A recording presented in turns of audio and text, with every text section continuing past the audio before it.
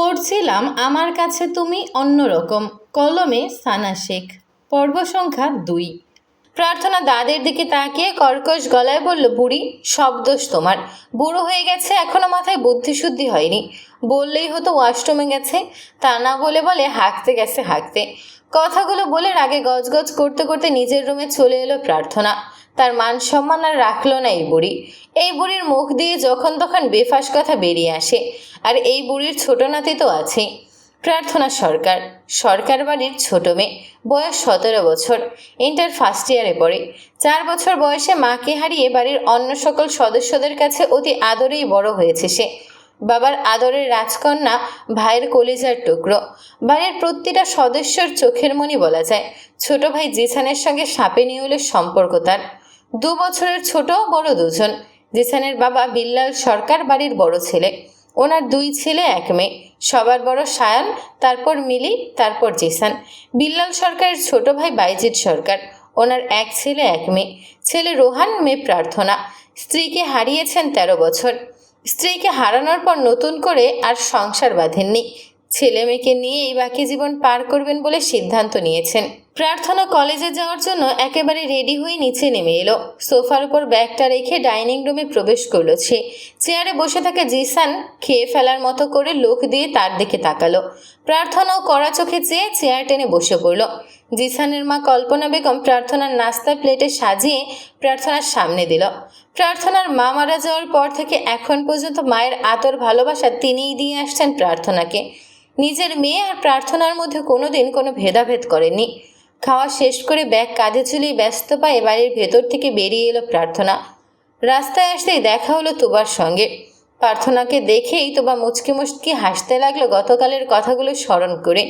গতকাল সকালে সে প্রার্থনার ফোনে কল করে।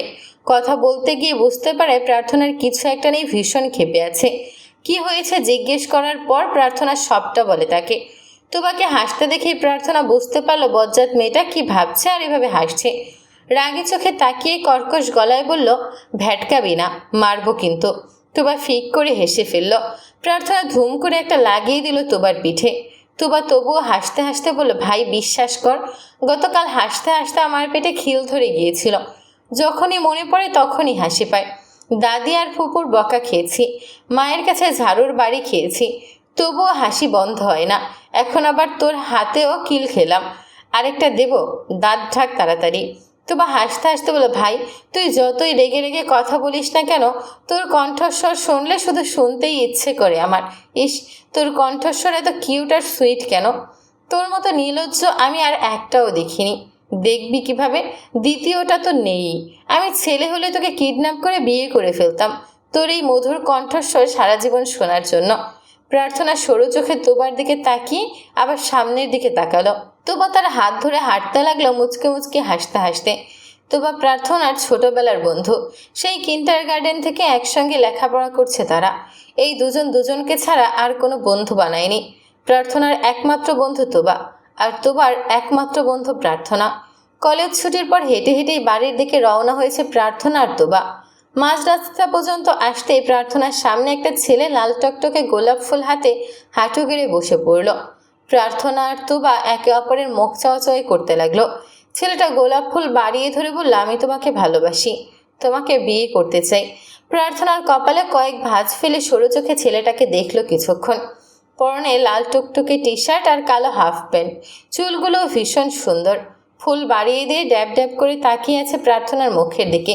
প্রার্থনা ঝুঁকে ফুলটা হাতে নিয়ে বলল, এই বাচ্চা সোজা হয়ে দাঁড়াও। ছেলেটা সোজা হয়ে দাঁড়ালো। নাম কি তোমার? আহাদ খান। তোমাকে এসব কে শিখিয়ে দিয়েছে? কেউ না। ফুল কোথায় পেয়েছ? পাশের বাসা থেকে এনেছি। চুরি করে? না। বয়স কত তোমার? ছেলেটা 2 হাত তুলে 8টা আঙুল দেখিয়ে বলল, 8। কোন ক্লাসে পড়ো? ডান হাত তুলে 2টো আঙুল দেখিয়ে বলল, 2তে। প্রার্থনা ছেলেটার পরিপাটি চুলগুলো এলোমেলো করে দিতে দিতে বলল, যখন অনার্স 2য় বর্ষে উঠবে তখন প্রপোজ করবে, আমি অ্যাকসেপ্ট করে নেব। এখন বাসায় গিয়ে ক খ আর 1 2 শেখো, ঠিক আছে? যাও, বাসায় যাও। অনার্স 2য় বর্ষে উঠলে তুমি সত্যি আমাকে বিয়ে করবে? হ্যাঁ। এখন বাসায় গিয়ে ফিডার খেয়ে পড়তে বসো। প্রার্থনা ফুলের ঘ্রাণ নিতে নিতে ছেলেটাকে পাশ কাটিয়ে সামনের দিকে এগোলো। তোবা হা হা করে হাসতে লাগলো। প্রার্থনাও মুচকে মুচকে হাসছে। 8 বছরের একটা বাচ্চা ছেলে কিনা তাকে বিয়ে করার জন্য প্রপোজ করলো।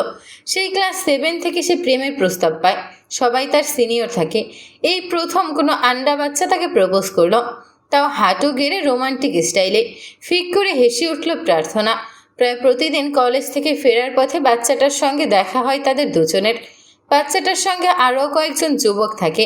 আজ তাদের দেখতে পায়নি প্রার্থনা। নিশ্চয়ই ওই যুবকগুলি বাচ্চাটাকে এসব শিখিয়ে দিয়েছে বলার জন্য। বাড়ি ফিরে ফ্রেশ হতেই খাবার খাওয়ার জন্য ডাইনিং রুমে এলো প্রার্থনা। সায়নের স্ত্রী নীতি তাকে খাবার বেড়ে দিল।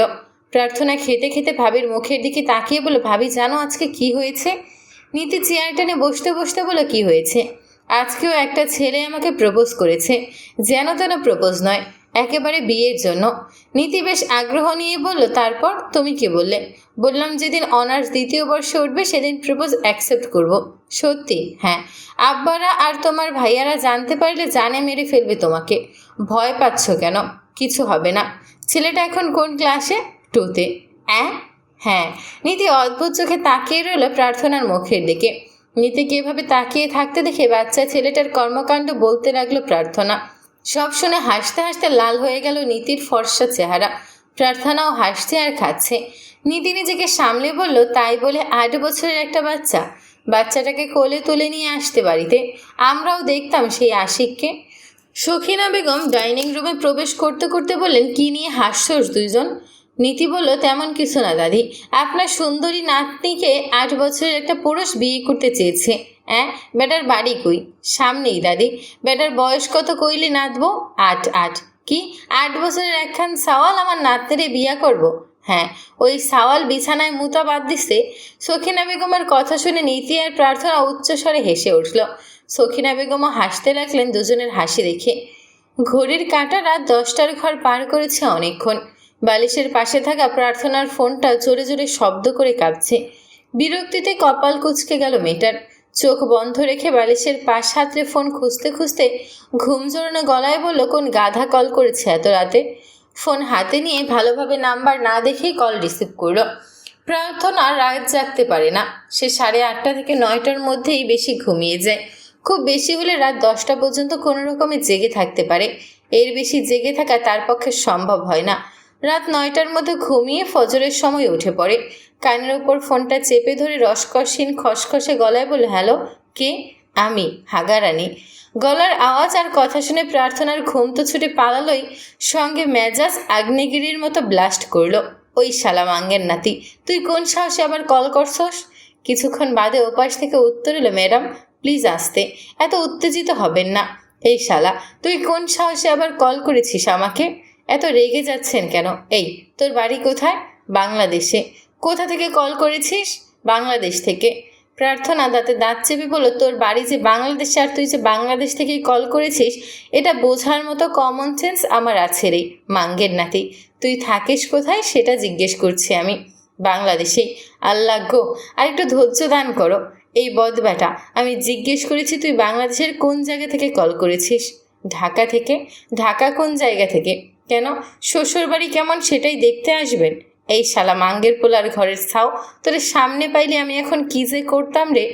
ওপাশ থেকে কয়েকজন পুরুষের হাহা হাসির আওয়াজ ভেসে এলো। তারপরেই কল কেটে গেল। প্রার্থনা দাঁতে দাঁত পিষে বকতে লাগলো। নাম্বারটা ব্লক করে চোখ বন্ধ করতে ফোনটা আবার কেঁপে উঠল। চোয়াল শক্ত করে ফোনের স্ক্রিনে তাকিয়ে রইল প্রার্থনা। স্মরণ হলো ছেলেটা তাকে হাগারানি বলে সম্বোধন করেছিল, যা জিসানও করেছিল। এই ছিল কোনোভাবে জিসানের ফ্রেন্ড নয় তো?